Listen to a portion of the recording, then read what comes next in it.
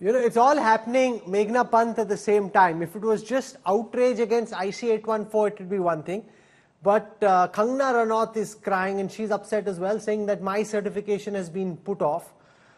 Right. The fact is that what happened during the emergency and the anti-Sikh riots was terrible. My own family went through some of it, so many people who we knew growing up also suffered, and therefore what happened was really, really brutal and terrible. Yet the certification has been held off. Now, is this all linked to politics? You think that everybody's basically looking at it from their political lens? What they see in the front screen which they like, they say, ah, this is good. Whatever they see they don't like, they say, hatao isko. I think, Rahul, I want to bring a little bit of, this political mudslinging and it'll go on and on, all the social media posturing. I think at the heart of the matter, let's discuss that. I don't think anybody's getting to that. The tussle between the art and the censor is centuries old and it's going to continue, for aeons ahead. I'm coming to you as an artist who is living in an environment where there's so much fear, there's so much self-censorship that's going on. And I'm someone who believes in freedom of expression, but I also cannot ignore the fact that freedom of expression now comes with responsible freedom of expression. And the heart of this debate, the heart of the matter, which everybody needs to understand is what is the intent. A terrorist and a surgeon both murder, but we distinguish one as a murderer and the other as a savior because of one thing and one thing only, what is the intent. And I'm on the side of the makers here. Anubhav Sinha is a responsible filmmaker. Netflix is a responsible streaming platform. I don't think the intent here was to be malicious or to be provocative. That said, we also have to understand that what needs to change is the law of the land. Why is the onus coming on artists or creative platforms? The law of the land. Because we live in a democracy and we have not faced something like this for such a long, this tussle for such a long time, let there be a universal law that cuts across all medium, that defines very narrowly and very strictly what are the contours of free speech, what are the contours of creative freedom. Let artists and creators such as myself understand this so we know what is right and what is wrong. Here, it's all so muddled, it's so confusing. We are all living in fear of being cancelled or being incarcerated. So the law of the land has to be on the side. But Adwaita, you said in your opening comments that the air hostess calls one of the terrorists cute. The thing is that this is when the passengers are just walking in and the air hostess at that time doesn't know he's a terrorist, and therefore when these two ladies are talking, they say, oh, he's cute. Which seems like a perfectly normal kind of banter or conversation between these two air hostesses.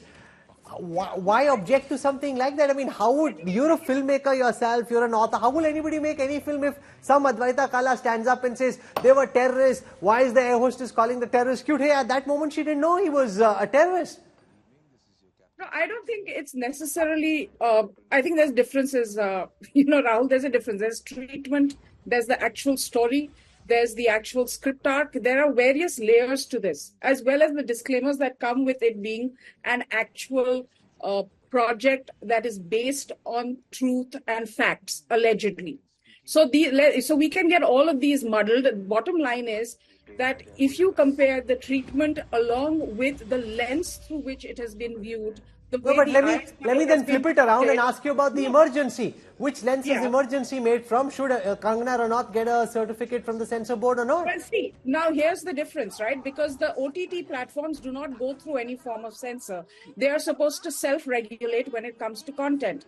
However, a film in India does go through the censor board and does go through the process. So if Kangana Ranaut, irrespective of being a BJP MP, is going through the process, facing the kind of cuts that she needs to face, I think she's well within her right to appeal it, and I think the censor board is within its right to tell her. However, with the OTT platforms, it's a free ride. Be it sex, be it nudity, be it communal themes, be it taking liberty with history, be it any of those things, the OTTs are answerable to no one. So let them at least be answerable to some Adwaita Kala and the audience in general, Rahul. Why are you batting for them? I'm not batting for anyone. I don't bat for anyone. My job is to play the role of the devil's advocate and to ask questions. No, but here's the thing. No, Abhijit Iyer Mitra, should Kangana Ranaut's emergency get the censor certificate or not? The BJP MP seems quite upset. I mean, which lens is she making this film from? Surely it can be nobody's case that she's a non-partisan unattached observer of events and that's how she's making the film. That's clearly not the case. So who said she's unattached? She's a BJP MP. My point is there should be no censorship in India. I fall on the other side. Neither should this IC 814 be banned, nor should Kangana's film have any kind of cuts in it. I'm very clear about this. I'm very open about this. But let's just address two quick points that the previous participants, I don't know the lady's name. She said Netflix is a professional company. Last year, they lost $18 billion in value. The previous Netflix chief was notorious for giving contracts for movies and things like that to her cronies and produced flop show after flop show after flop show, one after the other. She was also, her entire cabal used to be very close to a certain event manager who's caught up in the entire Delhi liquor scam. And you know exactly where that was going. Number one.